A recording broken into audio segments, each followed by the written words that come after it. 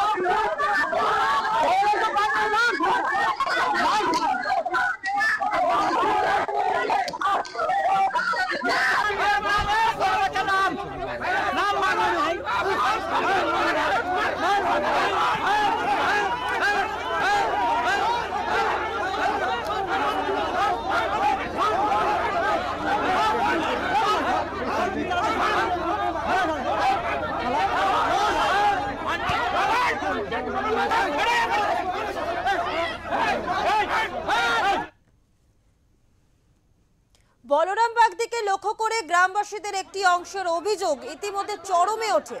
বলরাম বাগদিকে শতাব্দী রায় নিজের গাড়িতে তুলে নিরাপদ স্থানে নিয়ে যেতে চাইলে পরিস্থিতি আরো উত্তপ্ত হয়ে ওঠে। শতাব্দী রায়ের গাড়িতেও পড়ে জুতোর আঘাত। এক মহিলাকে গাড়ির সামনে ও জানলায় জুতোর বাড়ি মারতে দেখা যায়।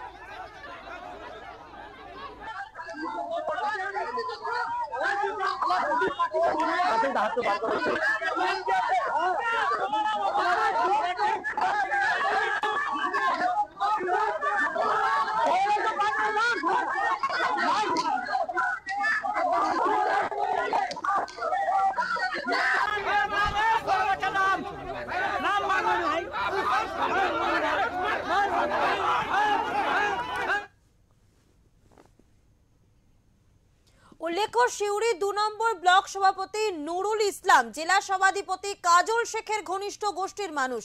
অন্যদিকে বলরাম বাগদি ছিলেন অনুব্রত মণ্ডল ঘনিষ্ঠ শিবিরের। এই দুই শিবিরের মধ্যে বারংবার সংঘর্ষের ঘটনা ঘটেই চলেছে। তবে গোষ্ঠীদ্বন্দ্বের কথা অস্বীকার করেছেন শতাব্দী রায়।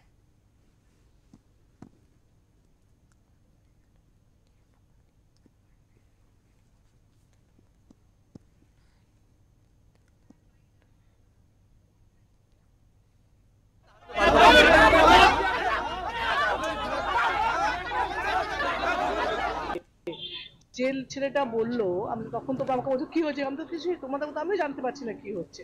আমি তো খবর নিলাম। যে ছেলেটা বললো এসআইআর কথা বলুন, তার খবর নিলে সে কে?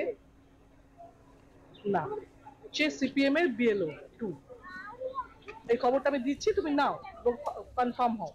তার মানে একটা যদি তৃণমূলের মিটিং এর সিপিএম এর বিএলও 2 বলে, তাহলে সে ঠিক কথা বলবে না, আমাদের ফেভারে কথা বলবে না। এক, দ্বিতীয়ত যে মহিলাটি গাড়ির সামনে পৌঁছলো তার ভিডিও তুমি আমার থেকে নিয়ে নিও। প্রত্যেকটা মিটিং এ বিজেপির সঙ্গে দাঁড়িয়ে আছে, বিজেপির মিটিং এ ধুবুর শাহের সঙ্গে দাঁড়িয়ে আছে, বিজেপি মিটিং এ ও আর ওর ছেলে আছে। তার মানে সে আমাদের দলের নয়, তাই না? থার্ড, আর একজন ছিল, সে বিজেপি বিএলও 2। তো এরা যদি কাওয়াজ করে তো সেখানে তো ঝামেলা হবেই। তো হওয়ারই ছিল, হয়েছে।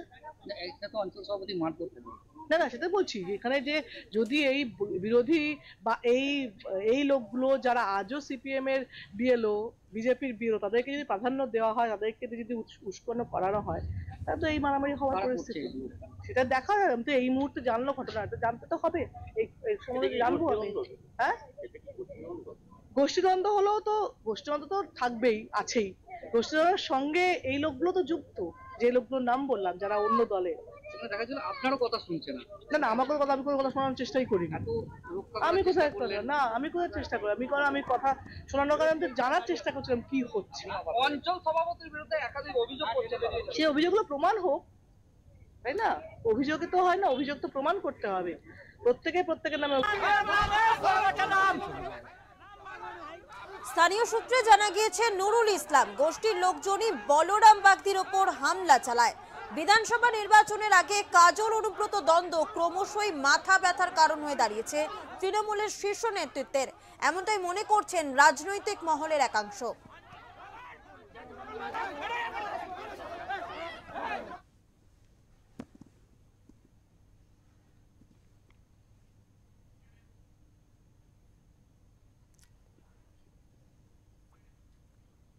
এই মুহূর্তে আমাদের সঙ্গে টেলিফোন লাইনে রয়েছে বীরভূম থেকে আমাদের প্রতিনিধি প্রীতম।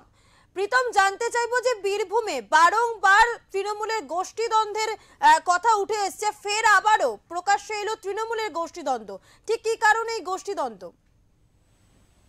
দেখো, বলে রাখি যে সিউড়ি যে 2 নম্বর ব্লকের কোমা গ্রাম পঞ্চায়েতের গাংটে গ্রাম, সেখানে এসআইআর সংক্রান্ত আলোচনার জন্য কিন্তু শতাব্দী রায় সেখানে গিয়েছিলেন। কিন্তু শতাব্দী রায়ের যে সভা চলছিল সেখানেই কিন্তু প্রকাশ্য দুই গোষ্ঠী কিন্তু গোষ্ঠীদ্বন্দ্বে জড়িয়ে পড়ে। তৃণমূলের দুই গোষ্ঠীর অঞ্চল সভাপতি যে বলরাম বাগদিরকে লক্ষ্য করে কিন্তু গ্রামবাসীরা একাংশের অভিযোগ তোলে এবং চরম কিন্তু ক্ষোভ প্রকাশ করে। বলরাম বাগদি কিন্তু শতাব্দী রায় নিজের গাড়িতে তুলে নিরাপদ স্থানে যেতে চাইলে কিন্তু পরিস্থিতি আরো উত্তপ্ত হয়ে ওঠে। শতাব্দী রায়ের গাড়িতে পরে কিন্তু জুতোর আঘাত, জুতোর বাড়ি মারতেও দেখা যায় কিন্তু অধিকাংশ তৃণমূল কর্মীকে। উল্লেখ্য যে সিউড়ি 2 নম্বর ব্লক দীর্ঘদিন ধরে কিন্তু তৃণমূলের অভ্যন্তরীণ গোষ্ঠীদ্বন্দ্বে অগ্নিগর্ভ। ব্লক সভাপতি নুরুল ইসলাম, জেলা সভাপতি কাজল শেখের যে ঘনিষ্ঠ মানুষ বলেই কিন্তু পরিচিত। অন্যদিকে বলরাম বাগদি ছিলেন কিন্তু অনুব্রত মন্ডল ঘনিষ্ঠ। এই দুই শিবিরের মধ্যে কিন্তু বারবার সংঘর্ষের ঘটনা ঘটতে চলেছে। আজকেও কিন্তু সেই দৃশ্য কিন্তু দেখা গিয়েছে। সৌমি,